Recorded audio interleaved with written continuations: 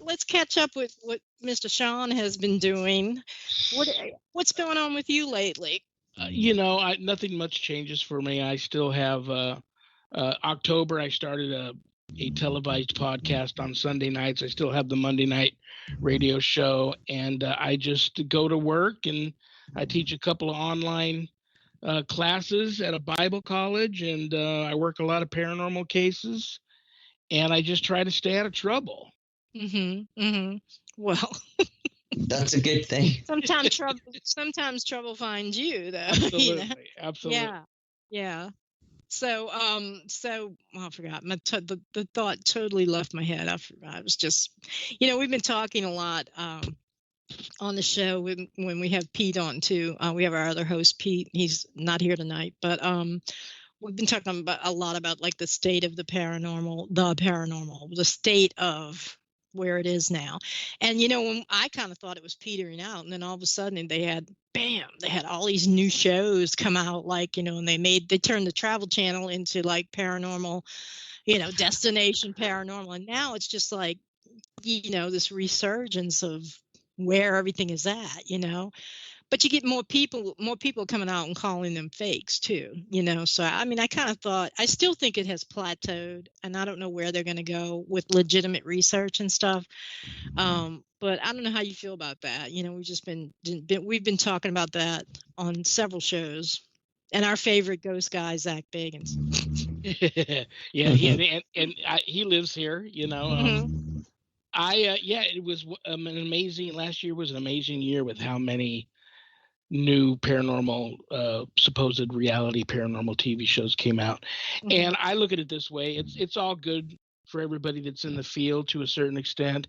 It keeps it relevant, and it constantly sort of recycles itself and makes itself available to the next generation coming up. For folks like that dog has a show. For folks like us, it's just I'm trying to wake her up. We're used to it, there's really nothing there new for us. And I find some of the shows that appeal to us don't appeal. Like, I'll talk to coworkers at work that like the paranormal, but they're not into it, and they like the shows that you and I find silly. Yeah. And the shows that you and I find intriguing, and that they're furthering the study of the paranormal and trying to communicate with the afterlife and so forth. Those types of shows that get a little bit too deep and in depth for the average audience goer, and they don't seem to like those shows as much. So I think there's an audience for everything, as long as I can't tell you, probably 10 producers reached out to me last year, just interested to hear what I had to say and what I thought, and maybe there'd be a spot for me on one of these shows. I'm the first to always tell them that's not what I'm looking for, because, I'm happily married. I've got a job. I've got a lot of other things that I do here. I've got 2 huge circus bears, which are mastiffs that I raise, and I couldn't just up and leave and do a TV show like that. So, but the people that are able to do that, God bless them. And some of I do like some of the shows, and we'll just hopefully that, I know a lot of us make fun of Zach, and a lot of us, we have the new reboot of Ghost Nation, which is just, the three of the former main dudes of the original Ghost Hunters team. That show's exactly like it was, except for it's just the 3 of them now. And then you got the reboot of Ghost Hunters, and they just got one original founder of Ghost Hunters returning with a whole new team. And I like them, and everything's great. It's the same show. So, but there's a lot of people out there that love those 2 shows because they are just now getting introduced to it through these rebooted shows. Yeah. And people like us just kind of hope it turns out for the better. And I don't know, in our lifetime, if we'll absolutely, they constantly say we've absolutely found proof of life after death, and we're going to show it on episode yada yada yada. Yeah, no. Episode, and nothing happens. And I hope, I That's just so hope it all. you can watch the next episode. Yeah. Absolutely. And next season, and then that episode, and 100 more.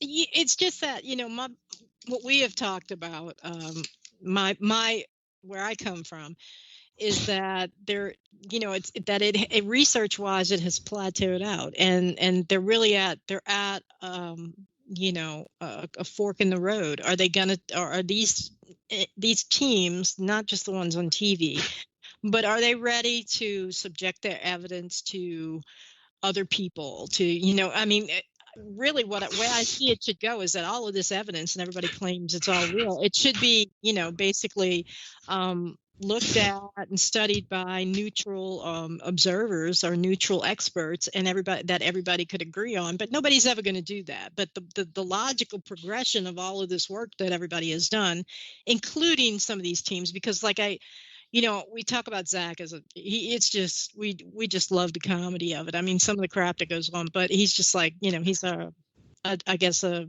not the butt of our jokes, but we like bringing him up because there's always something happening, and so we can talk about it. But it's like, what are you going to do with your evidence?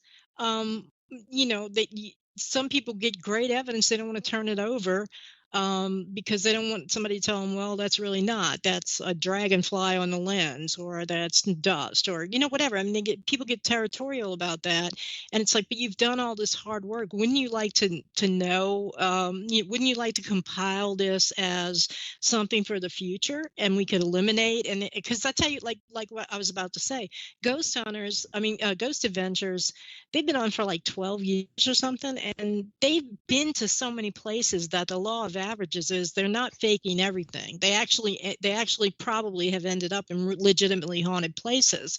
What they do with it is a different thing. But I mean, honestly, that's where I would be. I'm doing all this research. When you do research in science, in medicine or whatever, you submit it to peer review, and then it goes on, and it's codified and whatever. I mean, until they're ready to do that and ready to be told, no, your favorite clip of whatever you think that is really isn't what you thought it was, it's just nothing. I mean, that's all it is. It's entertainment, period. Absolutely. I mean, because where else are you going to go? They have two societies, the British Society for Psychical Research and the American Society, and there's another one which the name escapes me, that everybody could say, okay, here's our stuff, what do y'all think? They're not going to do that. What happens when they do, those that do turn the information and the evidence over, there's people don't know what to do with it. Mm-hmm. And then they start picking it apart because they don't know what to do with it. So right. I really honestly feel, being a man of faith, I honestly feel it's just going to be something. Some things are meant to just be a mystery, and we'll all know all the answers one day.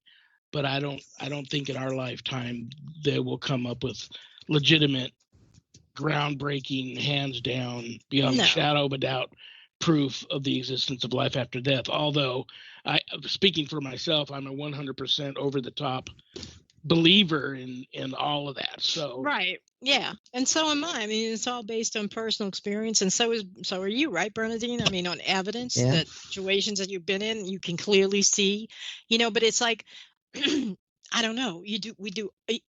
People do all this research, and it literally, if you look at it, just like take a bird's eye view of it. It costs a lot of people money. They go all over the place. They invest a lot of time and stuff in it. Wouldn't they want their evidence to be lasting? I'm sorry, you're going to hear a little jingling while I take my dog's collar off, because otherwise it'll drive Bernadine nuts.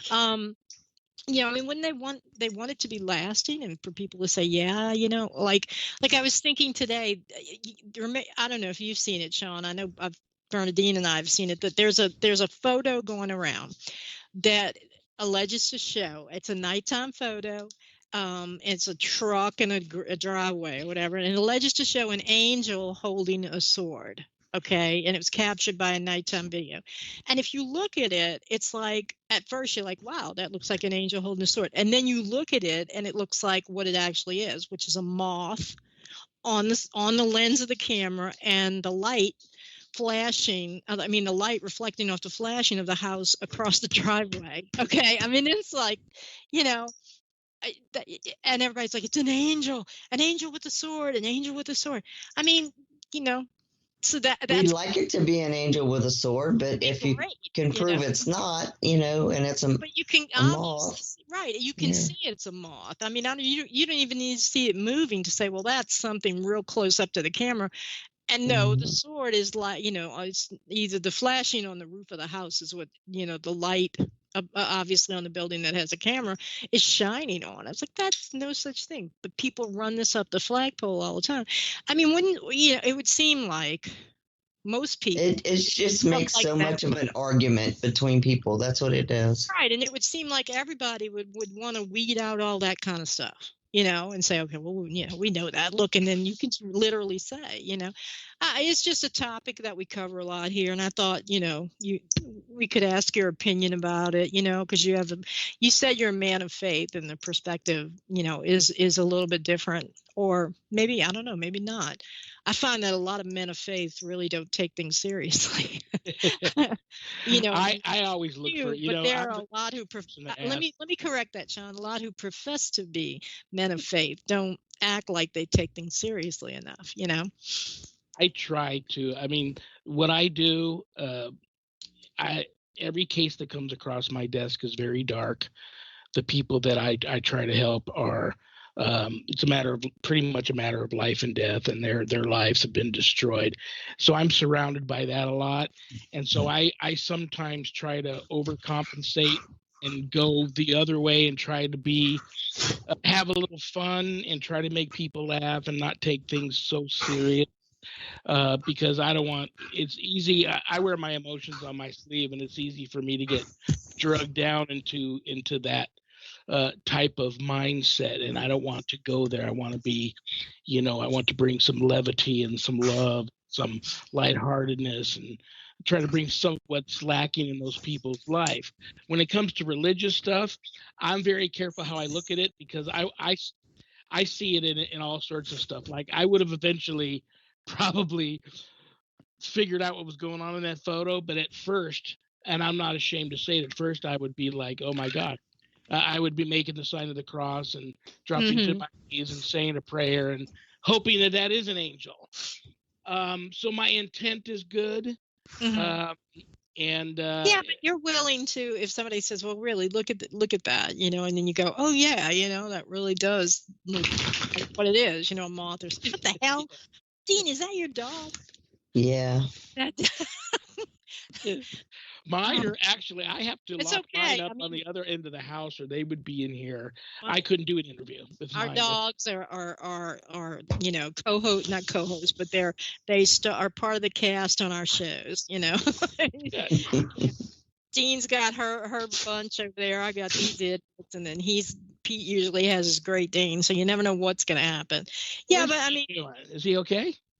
Yeah, no, his father was ill, and he had some health challenges today or something. So he took off to go and help him out. So, which I told him, you got to have a mask on and some gloves at least, or some PPE, Tyvek or whatever. I don't know, because it's getting biblical about out there, Which here you are as a man of faith too. What do you think about that? There's a lot of people running around, it's the end time. It seems like there's a lot of people who want it to be the end times, and it just, it's just not living up to their expectations or whatever. But, I mean, there's a lot of talk about, plagues and famine is coming, because of crop failures and everything that's going to be happening. What do you think about that? What do you think of the shape of the world right now?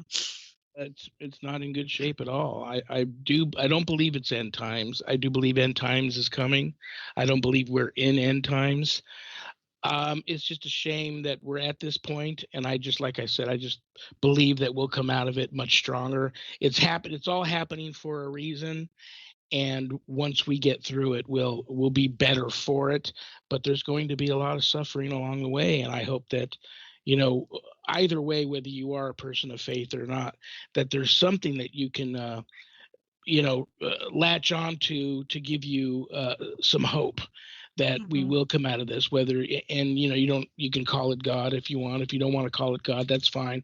I talk to people all the time that are, they've had something extremely malevolent and, God forbid, sometimes demonic attached to them and their family and ruining their lives. And but they don't believe in anything.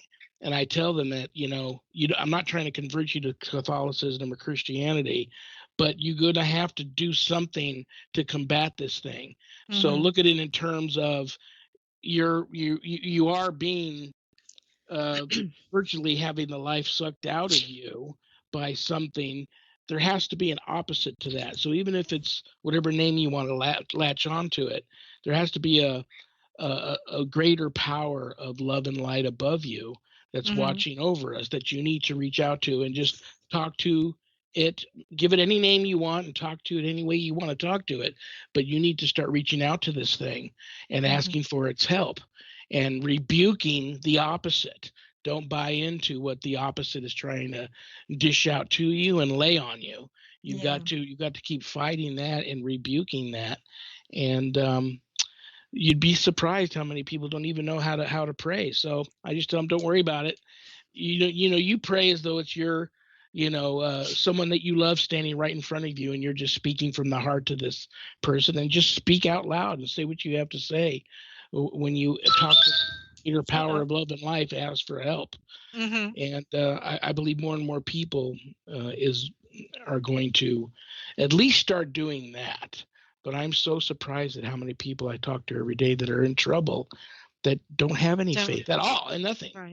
Right. It's pretty derelict out there when you really look at it. It's I don't know if there's some concerted effort, a lot of people believe, to remove faith from our lives, but there's that old saying that there's no atheist in foxholes. I mean, a lot of it's, I hope that a lot of this brings people to an understanding, of that there's a greater power. I mean, I'm Catholic. I always believed in it. I never, even when, I might have been involved in other practices or other belief systems, I never didn't believe, I never stopped believing in my Roman Catholic faith. And, and I find that having gone through those systems and through my experiences, it's made it even stronger. And, you tend to be like, when you're in your faith, you tend to go like, well, can't you see the solution is right here? It's hard not to do that. It's like, here's the solution, and you just won't look at it. You don't get in arguments. It's just like, you just can't understand. And I guess it's just that everybody's bereft of any kind of vestiges of, not everybody, but there's so many who basically control so much, and influence so much, that have no faith at all. And won't even when they're in situations like you're talking about, where they're in a supernatural situation and they still won't believe it. I mean, it's like they don't want to do anything to help me help them. They just want me to come in, wave a magic wand, and make it all better. That's true. It's just it's a shame. I look at it this way: baby steps. I mean, if we just did something like stop the violence, unless somebody's attacking me and trying to murder me or murder my wife, my ultimate goal, if I can walk away, if I can turn away and walk away, that's what I'm going to do. And I think if we just stop the violence, and I wish there was more I could do to help people. My wife and I are hardworking blue collar people. We don't have much money. We pretty much survive from paycheck to paycheck. When I drive down the street, it kills me that I can't pull over and help every single homeless person that I see. I can't do it. I need help, so that's a shame. I heard a great story today of this elderly couple that their caregiver couldn't come over any longer because he or she suspected that they had the coronavirus. So here are these two elderly people that can't take care of themselves, somehow realized, if we don't do this, we're definitely going to die. Somehow they managed to get dressed on their own, get to their car, get to the local store, whatever the store was, and they couldn't get out of their cars. They sat there in their cars all day long until somebody walked by their car close enough that they could call out to them and ask them for help. And they gave the person $100 and a grocery list to go in and shop for them, which the person did. This is a good Samaritan. I mean, that could have gone ugly. Yeah. The Good Samaritan went in and did all the shopping for these two old people, brought them back. I don't know if he brought them back change or not, but whatever. He brought back all their groceries, and they got home, and they're going, "That's a great story." And we need to do more of that as a human race for one another. Even if you can't help anybody, just pray for people. Pray for just pray for a better outcome. And there is this gigantic hedge of protection around us spiritually that has been chewed away and eaten away by the demonic for a long time, longer than I could even adequately comment on. But it's like a cancer, and there's not much of that hedge of protection left, and you see it in the way that the world is nowadays, the way we treat each other, the increase in exorcisms and possessions and demonic activity and paranormal activity and the dead among us, and how we treat each other, and this virus and the wars and all that stuff. You can just, it doesn't take an extremely brilliant person or a psychic medium to sit down and take a look at what's going on around us and realize there's something sinister behind it. Yeah. And then, man himself is flawed. And we're really like the most brutal animal on. I mean, we can rise to the greatest heights and all, but some of us give everybody else a bad name. They really reflect badly with the things that they're doing, and it's just a horrible. I think it before the internet and all back in the day, you really had to kind of read newspapers, listen to news reports, and really had to dig to find these horrible stories, these things of horrible things that are happening that people do. And now it's like every day you scroll and you scroll and you scroll, somebody hurt an animal, somebody killed an animal, somebody beat up this child to death. Or it's just, I see it from a perspective of life, like this is going to get worse. Everybody who says the this balance is off. Yeah, it's totally off. And it always seems like, the powers and principalities of the world are definitely in control. They are. There is, everybody says, oh, it's a conspiracy theory. No, there's a cabal that is in control of this world, but it's the evil that like you make, like human beings make a choice to do evil, but it seems like some of these choices, it's like it's unheard of. I'm sure it happened, and I just wasn't exposed to it, or we as a group of people moving, at a certain age group together weren't exposed to it, but now we are. And it's like, God, you want to brick up your house and just, have airdrop food in or something. It's just like, it turns you into a real misanthrope. I mean, if you can pray for humanity. I get mad at humanity a lot, but with good people like you, Shawn, praying, I'm sure it's good because I'm part of that. But I'm just like, this is hell. It is. And people, and I'm like, they say it's the end times. I'm like, no, but just think about how bad it's going to be. We're like on a first step heading towards it. We are definitely on our way. Okay. Cause there's just so much that the earth itself is going to just reject us that we're going to do, but we're not there yet. And people think, oh my God. And I'm like, think about this times like 1,000 times, or maybe 1,000,000, who knows? But we're here. We're also here to talk about the supernatural. And I know you have your book. You said it's the 1 year anniversary of your book recently. Oh my gosh. Can you believe that already? No. And how are you planning another book, or how are things going with the reception of that one? Well, everybody wishes their book. They may not admit it, and I constantly would tell people, hey, I'm not Stephen King. My book's never going to be on the New York Times bestseller list. Deep down inside, you wish that it was like that. But it's been received well. I haven't had nobody bang on the door and throw my book back in my face at me, or call me up and tell me that was the worst, whatever they're charging on Amazon for it, worst $14, $15 I've ever spent. I'll never get back. But I could have easily made the book look like War and Peace, and I didn't want to do that either. I left a lot out of it. if I do choose to do another one, there's a lot that I have put away for that.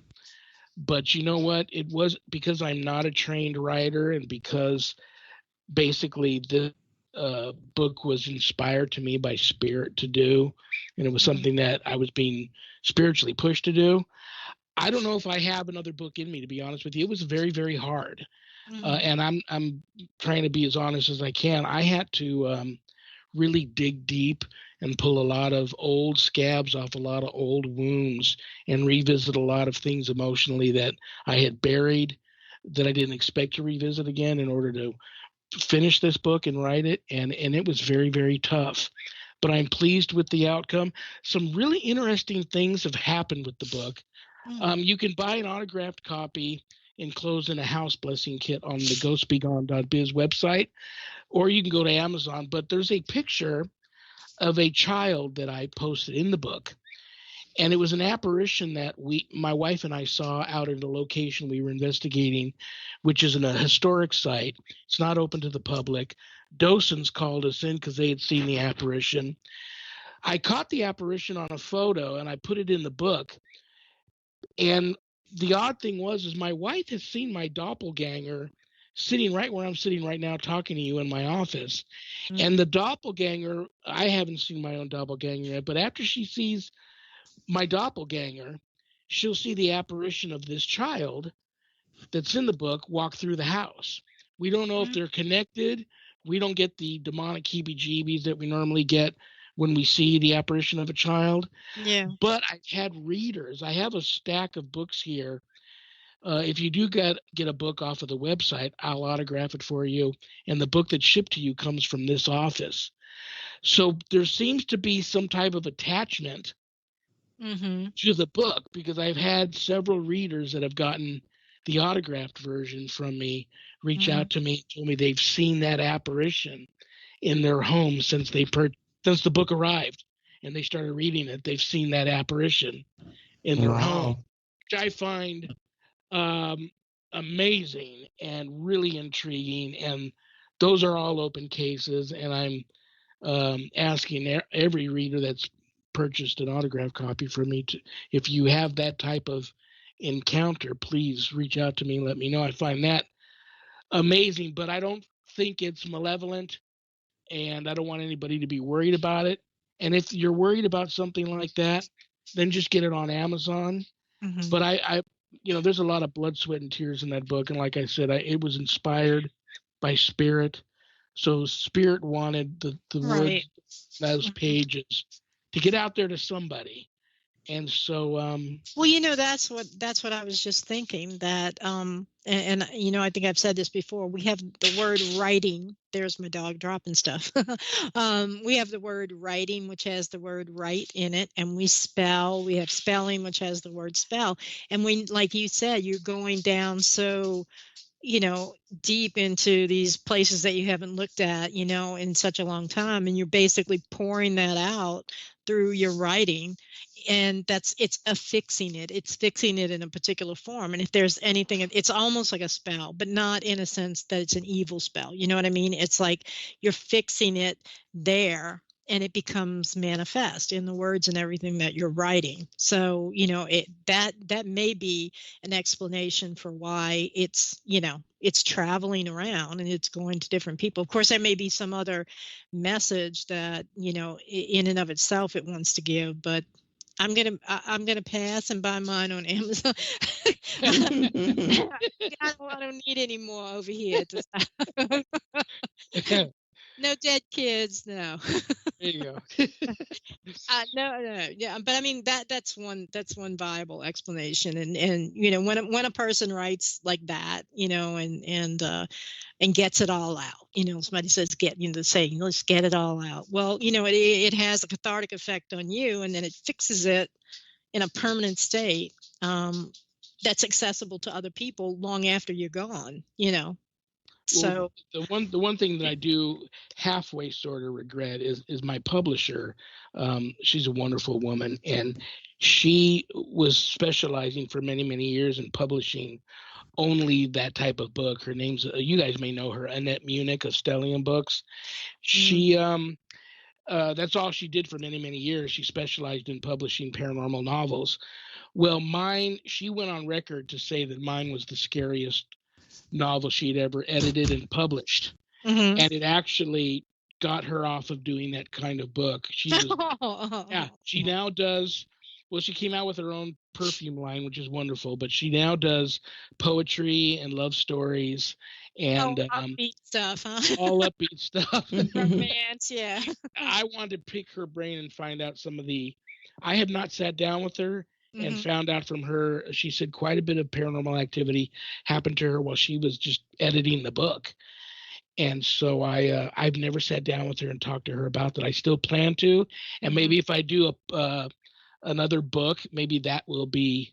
Yeah, that would be great. Yeah, to put in a follow-up book.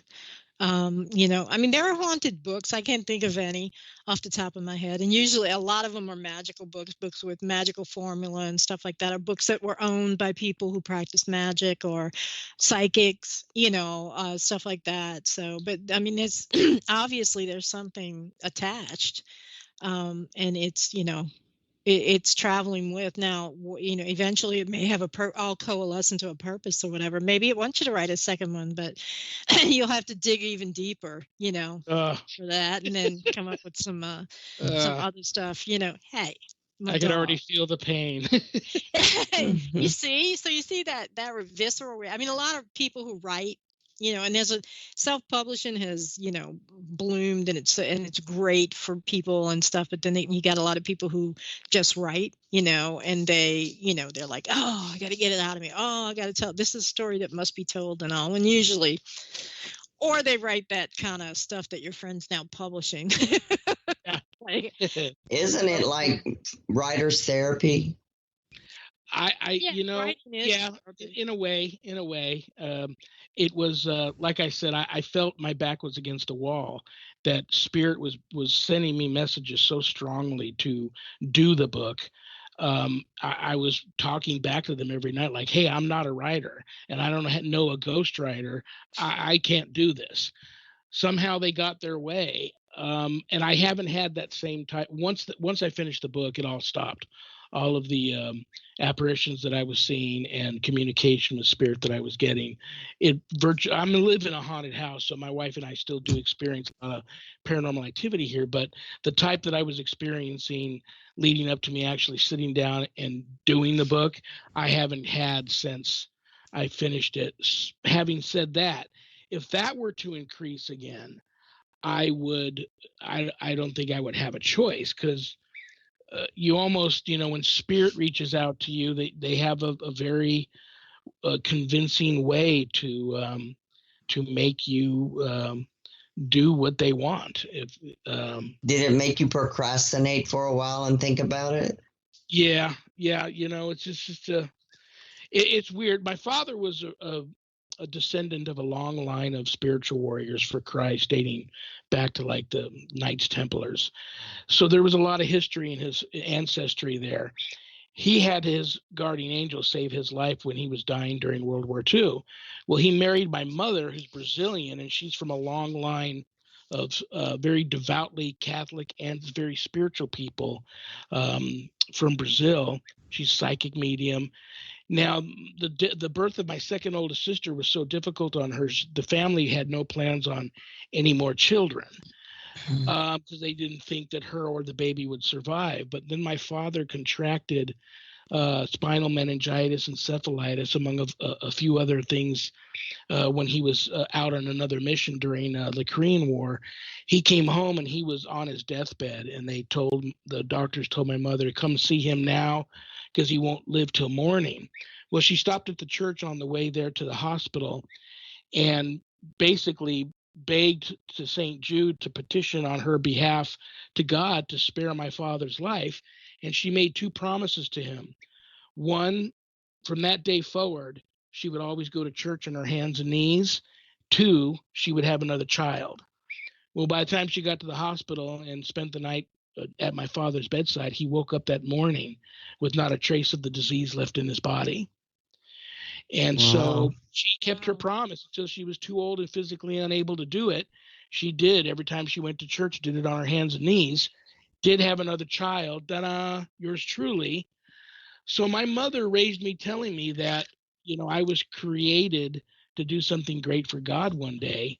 She didn't elaborate on what, and I was already seeing ghosts like around the age of 10, so I was pretty freaked out. And but she said, you're going to see a lot of ghosts in your life. They're just people without a body. Don't be afraid. Long story short, I look back at the book and I realize I was born in 1959 and I was baptized under St. Patrick as my guardian saint. So 59 years later to the day, I'd already gone through the whole issue with the spirits for 3 years, telling me how to write the book and writing the book, sent it off to Annette. She calls me up. She didn't know what day it was, but she calls me up on my 59th birthday, the day of my 59th birthday, which is in November, tells me that my book she's going to edit the book and it's going to get published. So she's going to take it on and all of that. And she said, and it's going to come out next St. Patrick's Day. So you tell me, 59 years later to the day, I'm born in 1959, 59 years later to the day, I'm told my book's getting published and it's going to be released the following St. Thing. And I was baptized. I was hit like a bolt of lightning when I put that all together, that there's things That's being quite planned. a few signs. Yeah. Things are happening beyond our control that we won't understand until the three of us are having the same conversation in that big pub in heaven one day and laughing about all the things we wish we knew when we were here that we won't know until we're there. Does that make sense? Yes. I might be a little late because there's a lot of people that I want to go look for when I get over there. I'm not ready to go, but I'm sure some people will be there before I will. So, but yeah, no, I get what you're saying. It does seem like there were a lot of portents all around that. I suppose it shouldn't be surprising that it's having the effect that it's having on people, from the publisher to people who buy it. I have to admit, I had not bought it, but I'm going to go get it on Amazon. But I'll get one later from you. No signed copies. You can send one to Bernadine. No, I do send that. There's nothing dangerous about with this spirit. When from the moment I saw it and caught it on film to the times that I've seen it here, my wife doesn't feel it. She's sensitive, intuitive, 3-time cancer survivor, 3-time near-death experience survivor. She feels nothing malevolent with the apparition. So every book leaves here with a very thorough laying of the hands on by me and a special blessing. It also comes with a house blessing kit. So you get some anointing oil in there and some special holy water that I put together. Yeah, I'm saying yes, people should buy it from you. I just don't want another. But absolutely, no, I don't want to talk anybody into anything. I want them to feel comfortable. And if there's any doubt, then yes, please just go to Amazon. Because I would feel bad if somebody called me up and said, I really didn't want to, but you talked me into it and I did it anyway. Now I got this ghost in my house. Yeah, thanks a lot. Right. And then, and then people say, oh, well, you can go and investigate. No, I'm just kidding. But there are people who would say that. But, the thing I have with ghosts, though, of any kind, is that even the benevolent ones or the benign ones, they attract other things, as I have found in my life, like it could be just a simple haunting. And I think it depends on the people that are in the situation too, like what they're into, what they're doing, their personalities, the dynamics and stuff. But if there happens to be like, just a ghost that maybe, is even residual, or maybe an intelligent haunting, but it's not real pronounced, leaving them around, as I see, like we've talked about the shows just now, but a lot of people just leave ghosts hanging around in these situations where they just do investigations. They just leave them there. It tends to, I think it draws other ghosts, other entities, and it continues in layer upon layer until somewhere down the line you're dealing with something that's not that, the other thing was benign, but this malign entity or this malign layer, comes and settles in, and then you've got extreme, situations going on. It's in my experience, it's just been like, it's better to move them on, especially if it's a child. I'm not saying your child, I'm saying now any child goes, it's like, it's better to just show them the way, than to leave them hanging around, because that energy attracts other energy. And it's not always something that you want to have hanging around. So, Absolutely. but talking about your book, and we talked about it the last time we had you on the show. But why don't you talk about some of the cases that you can talk about, some of the things that are in there, basically, what you're writing about, and some of the things that I guess were a little bit difficult for you, if you feel like it, as far as you'd like to go. Well, there's a few things that I do talk about in the book that I want people to know that yes, there is. I do talk about evil in the book because evil is real, but it's a very odd type of feel-good story, the book, because evil does get banished and conquered over in pretty much every situation that I talk about it in the book. So that's a good thing. Mm-hmm. But I don't want to pull any punches, and I want people to be, read about what's out there and what they may run into if you choose to go down this path. If you feel it's a calling to become a deliverance minister, or even a paranormal investigator. I have a lot of clients who are Ghostbusters, that they were at the wrong place at the wrong time, did and said the wrong thing, find themselves attached to something that followed them home, and now they're calling me. Mm-hmm. So I wanted to cover all of that, but there's a story in there. My wife's attack was brutal. She ended up with 3 very rare forms of cancer that she wasn't supposed to survive from. And so I took a page out of my mother's book, and one night when I was actually watching my wife, dying in bed, I knew for a fact I was going to wake up in the morning laying next to a dead woman. I snuck out of the house and I went to the nearby chapel that was open all night long, and I did crawl on my hands and knees all the way to the altar and prayed for God to save her life. And what was, I didn't even know if I was doing any good, but I got a phone call from a friend of mine who was dying of advanced colon cancer on the East Coast, and we've known each other since we were small children. We've known each other all. He was an atheist.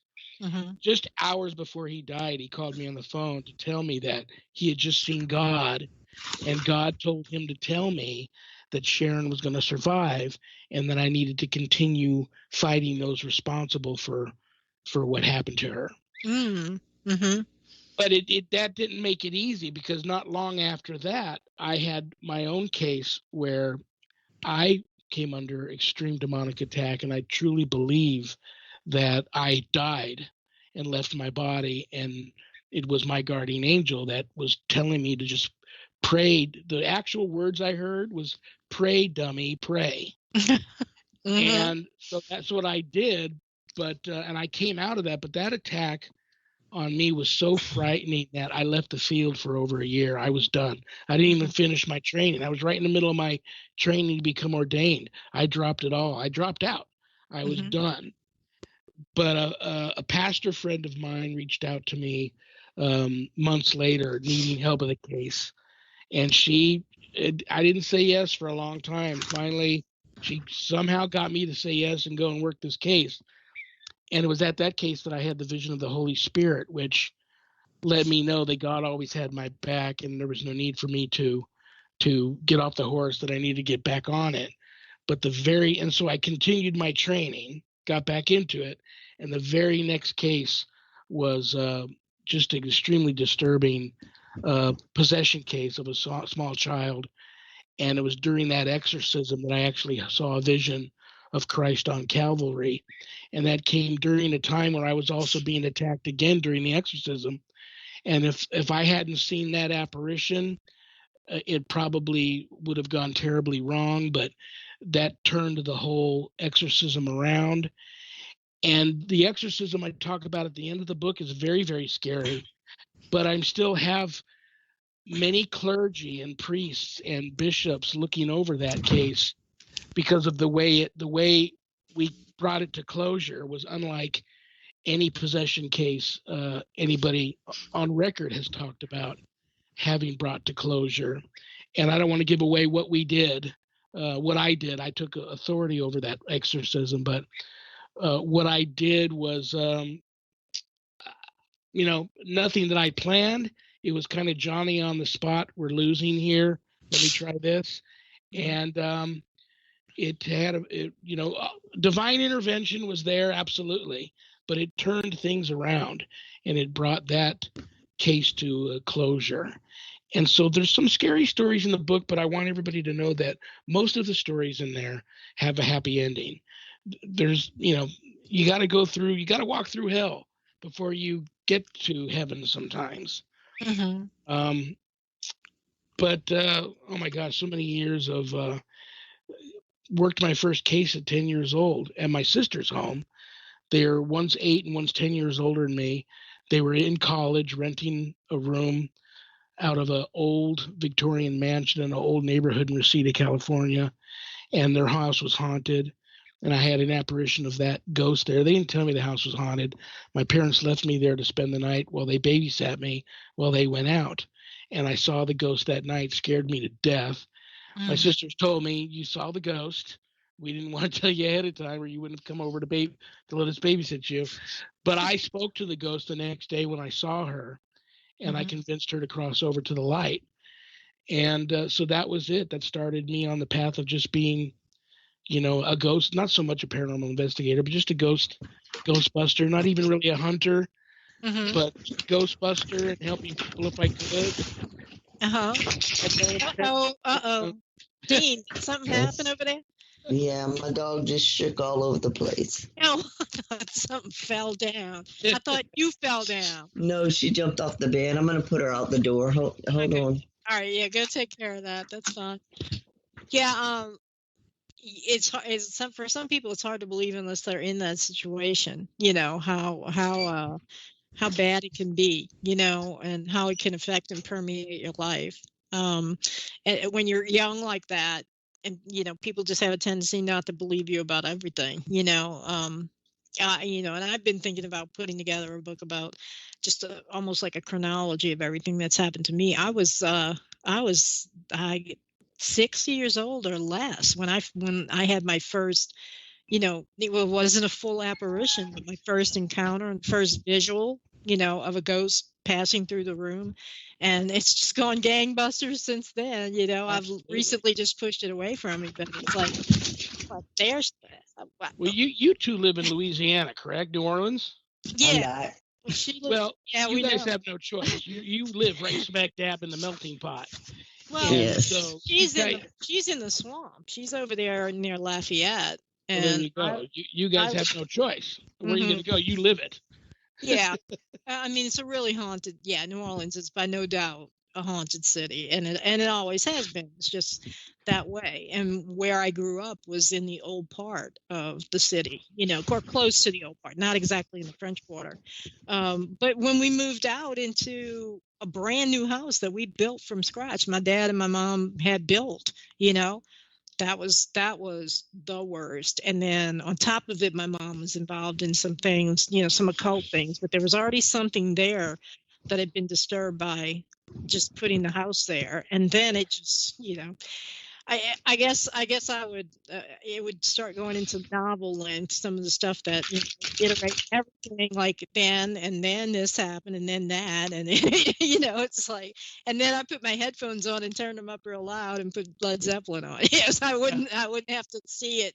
It wasn't real, right? So, but we, most everybody that's, in the quote unquote periphery of a field of paranormal, if you can call it that, has those experiences. It's just how you deal with them. I just bought your book on Kindle, by the way. $3.99 on Kindle on Amazon. You can have it instantaneously. So I'm going to let you know if it scares me. There you go. I hope it doesn't. I think you'll find there's some prayers in there that I think you're going to love, being Catholic. And I want you to please send me a message after you're done and be honest with me. Hit me right between the eyes. If you didn't care for the book, I want to know. If you did like the book, tell me so. I would be You especially, I would be interested to know. Dean, what are you doing? What is that? We live near the street, so you hear a motorbike passing in front of the house. I thought she just took off on a motorcycle. Everybody, there are people who regularly listen, according to what Joe says, and it's like a comedy all the time. You never know what's gonna, like, you'll hear, I'll be talking or I'll be listening, you hear, and then you hear this metallic, like, jingle jangling, and the dog has just door creaks open. We the have dog special effects. It's like, you never know what's coming in behind you. I don't have a visual of what she's doing because you no longer live in the house that I know, so I don't know what what's going on with the room. Looks like for all I know, I'm in town versus the country now. Yeah, it was quieter where you used to live, but I still knew the house. I knew what room you were in, your office and stuff. Now I have no idea. I'm like, Dean, are you all right? Just falling down, but and that just totally made me lose my train of thought. But let me ask you this, just for you to touch on it. There's we come across, and Dean and I both, but primarily me with my mouth. There's a lot of people that as the topic of the paranormal became, and the hobby became popular, all of a sudden everybody's a demonologist. Okay. Not everybody is like you that has studied and the ordination and pursued that path. There's just people who, they have an interest, and so they think it's demonology, and they're going to call themselves that. And I've met people as young as 19 years old, and we've really talked about that, because it's kind of how do you feel about not just that, but people attaching titles to themselves, or people attaching titles to other people, that they kind of don't do, because a demonologist by definition is one who studies demons. That is the definition of it. It's not. It's become something else, but at its base definition, it's just somebody who studies demons.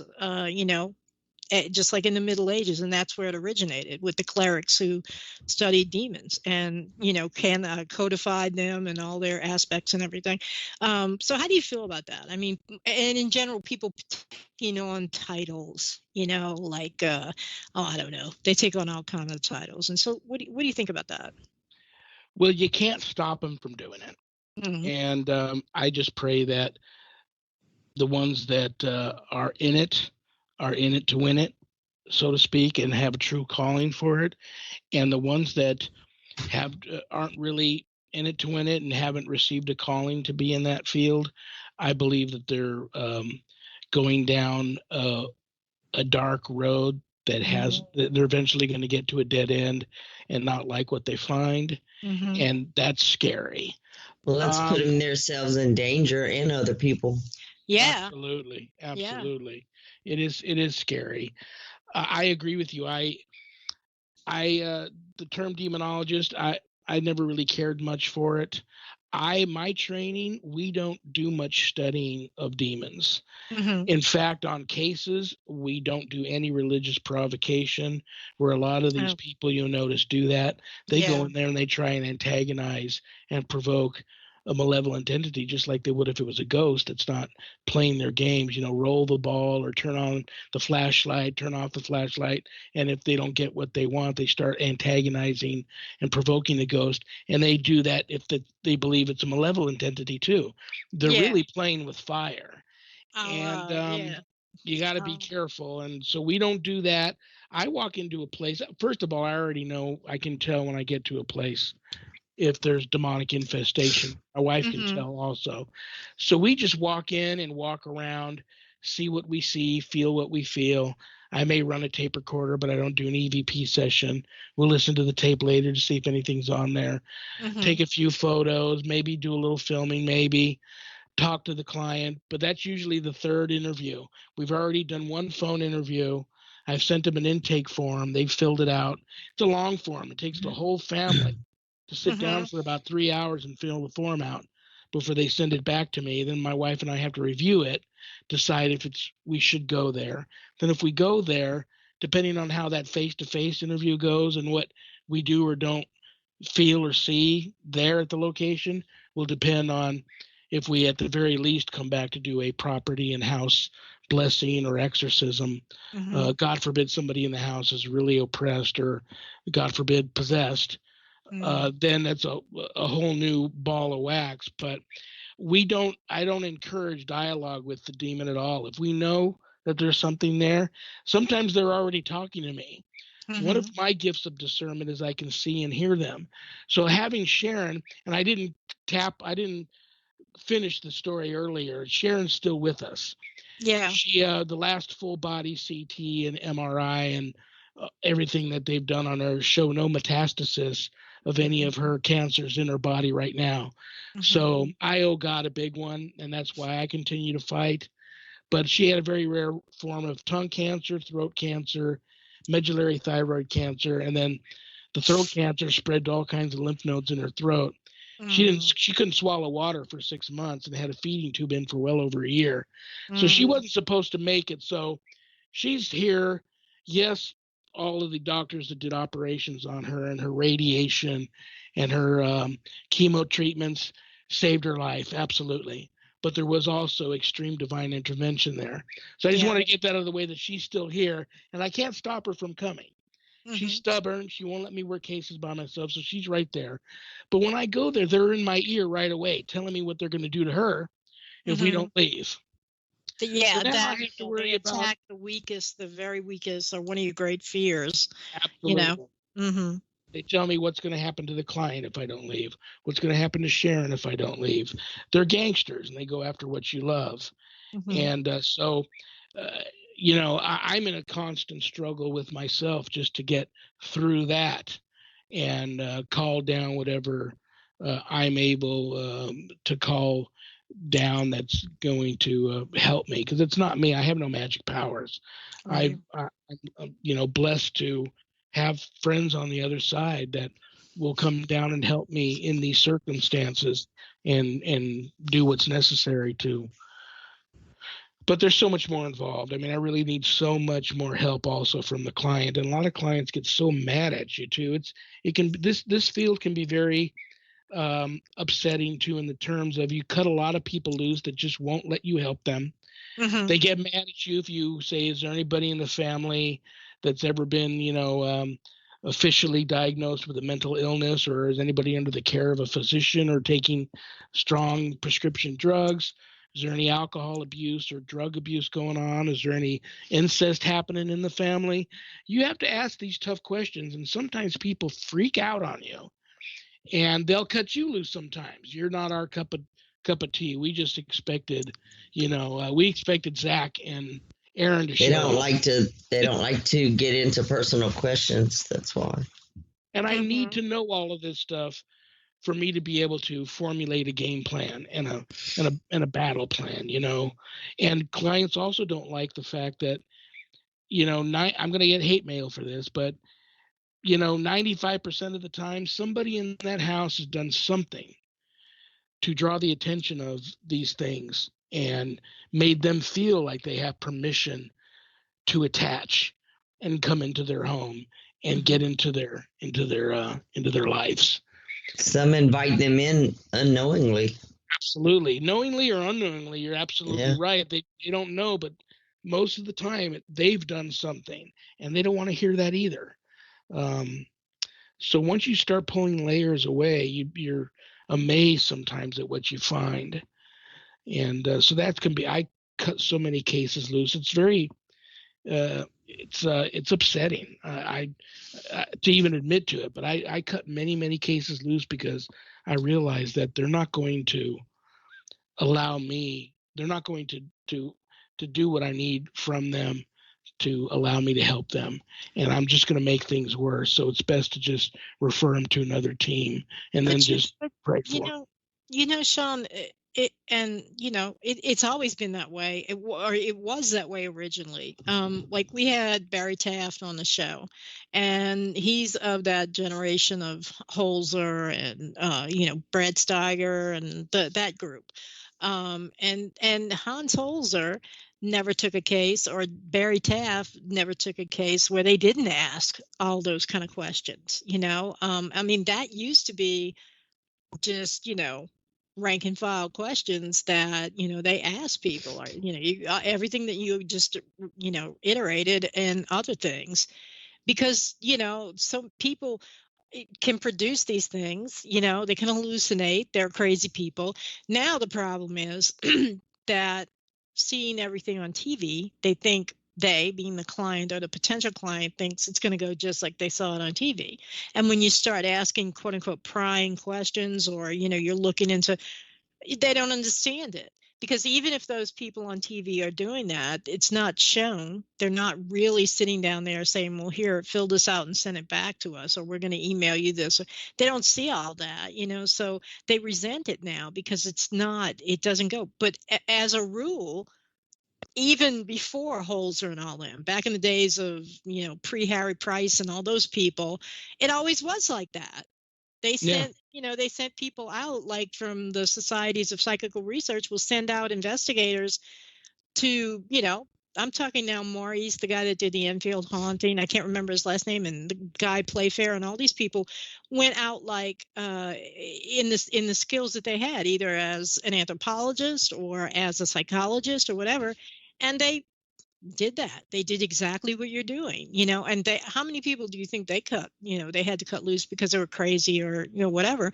But today it's like, like I know, Dean, you've encountered it, right? I mean, people really resent you asking the questions that you need to know to help them. And you're the bad guy when you walk away. Right. They get really upset. Yeah. Because you didn't show up, first of all, with cameras. A lot of things you find out just by this, like my intake form. Just the interview. Sometimes I never hear from the people again, which usually that weeds out the attention getters, the attention seekers, right, and the people that were just reaching out to you for whatever reason, but they didn't really have anything going on. They just wanted a little,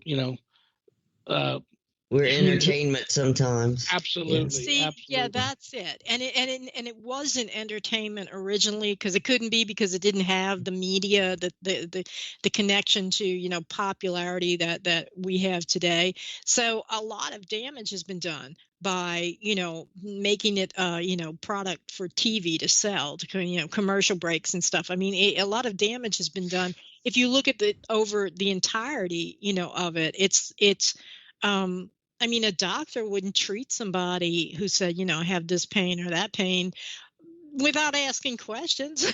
It's, and they just don't, the gravity of it has been lost, and it. And Dean, as an investigator, and me from an occult perspective, it's like there's a lot of gravity to these situations. This could be a demonic entity from hell, or it could be an elemental, or it could be dead Uncle Joe who won't leave, or whatever, or it could be dead people who nobody knows, who are mean for whatever reason. They're devils now because they've been out there so long, and you're not going to find out unless you ask these questions, even asking about their extended family sometimes, and they hate it when you say, well, did anybody do magic, did anybody play with this, the Ouija board, this, and then they tell you you're stupid.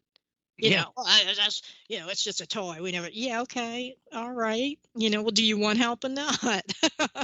It's frustrating. It is. It's frustrating, and Dean and Pete and I go round for round with covering how a progressively younger group of people are just moving into doing it the way they see it done on TV. Oh, it's team overload. Oh yeah, now there's these mass things. Remember, Alyne, like the last couple of years, I think around Halloween, on Halloween, they have this mass worldwide. Yeah, they go live, and they're all doing investigations and EVPs at the same exact time all around the globe. Yeah. Isn't that just crazy? Shawn, what difference is that for me saying, okay, let's get all these covens together across the globe, all these practitioners of magic, and this has been done by people who do it, and we're all going to do this ritual at the same time, all over the world, at exactly the same time, exactly the same ritual. And you don't think that's going to work and cause something to happen, and usually somewhere in there's somebody who can't find their ass with two hands and they're doing magic. I mean, it's the same thing with ghost hunting. It's they have never. Most of the people, a lot of people have listened to us and taken it in, but it's just they never really discuss how dangerous it actually is, how you put yourself in danger even by showing up like you do, which you already know that the case you're probably gonna work is gonna be a doozy. But Dean shows up and she's got to assess the situation, and it's just like they don't realize everybody's in danger until you know what's happening. If you've got some kind of supernatural thing going on in your house, okay, it's supernatural. That means it's not natural. It's above natural. It's something else, or paranormal, abnormal. It's not, we go on for that. And there's not enough people like you with sort of the foot on the brake out there saying, wait, whoa, and here's my experiences with that, But we've got like another 5 or 6 minutes or so. So no book is planned, or maybe a book is planned. Oh gosh. I don't know, guys. I probably will. Do you blog? Do you have like a blog? I guess that would be. You told us what you like to do, what your life is like at the beginning. So I know you don't blog, probably, right? On my website there is a blog page. I don't know why I don't use it. I know. It's been there years and years and years and years. I think I changed the name of the page to Notebook, hoping visitors would, send me a message there and then we could talk back and forth. But actually people reach out to me by email, private message on Facebook. Yeah. And I've got, they also have the ghostbegone.biz Facebook page. People usually reach out to me there. I don't know if to be honest with you, I don't know if I'd have time to devote to the blog and make it a successful blog. Yeah. And that would be embarrassing.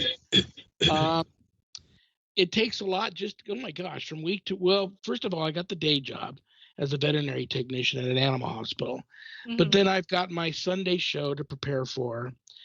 And I'm, for lack of a better term, I'm very anal about that. I mean, I overwork myself to try to, put out a good product on Sunday nights. Then I've got the radio show Monday night. And so I was stressed out enough as it was preparing for that show every week. Now I've got 2. Then I've got the course that I teach through the Worldwide Society of Exorcists, the online course, Introduction to Spiritual Warfare. Then I've got cases. Then I finally got my certification as a spiritual advisor, intuitive coach. Started that, and I've got some clients there. Okay, well, you got too much going on to have a blog. You may need your doppelganger to help. Seriously. Yeah. I'm going to tell my wife, and I know she's listening probably on her laptop. Next time she sees a doppelganger, he may be in here trying to help me work. Give him a broom. No, it's usually when I'm in. It's all. And here's the funny thing. Just about every time she sees me in here working, or it. And I'm always on the toilet. That is, I'm being as honest as I can be with you. Right there. She would go into the bathroom. There I am looking at her like, excuse me, I'm in here. Can I help you? She's all, saw your buddy again. At least she doesn't see you like disembodied with the toilet, like in the middle of it. So I don't know what that whole thing is about. I don't know if I want to see it or not, but maybe he's in here trying to help. Whatever that is. Tell him, just give him a broom and tell him sweep something up. I mean, what wife doesn't want, extra help a clone of the husband who does whatever. You know, that's just too funny. There's a whole. We don't have time to go into it, but there's this whole thing about bathrooms and the standing water and the water in bathrooms and everything. But we'll save that for another conversation where I'm just going to throw this out there, guys, because I know after the show is over, if I don't at least make the offer, I'm going to feel bad. But because it's Friday the 13th, because the world is so crazy now, because of what I do and how wonderful you two are, and it would just kill me if I ever heard anything bad happening to you or any of your listeners. Would you like me to say a prayer of protection over us, the show, and your listeners? Yes, let's do that. Yes, of course. Okay. Yes, name of the Father, and of the Son, and of the Holy Spirit. Lord Jesus Christ, in thy name I ask thee to bind and silence all powers and forces that do not accept thee as Lord and King, in the air, in the water, in the ground, the netherworld, and nature, and the spiritual world. I ask thee to bind all demonic action and demonic communication. Lord, seal this whole place, all of us here, and all our intentions in the precious blood of Jesus Christ. Mary, we ask thee to surround us with thy mantle of protection and crush Satan's power in our lives. St. Michael the Archangel, we ask you and all our guardian angels to defend us in battle against Satan and the powers of darkness. Amen. Amen. Amen. Amen. The world needs it. We need it. You can't have enough of that. Well, we thank you so much for being on the show. We should close our shows with prayers, at least with the St. Michael prayer. We thank you so much for joining us again. You have an open invitation whenever you want to come back. Well, I got to get you guys on. You guys are I know you keep trying, but you got that video thing and Skype. Well, we can do I'll have you guys either one at a time or both on my Monday show. If you don't want to do the camera thing, you both are very attractive women. I'm just going to throw that out. Yeah, you haven't seen me. I just thought it's time to, introduce you guys to my. I've had you on the Monday show. It'd be nice to introduce you to my Sunday audience. Okay. It's only an hour long, but you're right. You log on to Facebook, and my producer will send you a link in private messages, and it's a link to Wirecast Rendezvous, and you just click on that link and it takes you right to Wirecast. You sign in and then click join. He pulls you right into the conversation, but you are on camera, so I either need you to have a computer that has the built-in camera or a webcam. But it's only an hour long. I'm gonna make a picture. I got it. I got it, Shawn. I'll do it. Yeah, I'll do the camera thing. If you don't want to, I don't want to force you. If you don't want to, I'm going to send you guys open dates for the Monday show. I'm looking at my senior picture. It's framed and sitting against the wall. I'm like, holding that up. Yes, Shawn. Here I am. All right. Well, we'll do all that on Facebook and everything because we're right up against the hard end. So, but thanks again.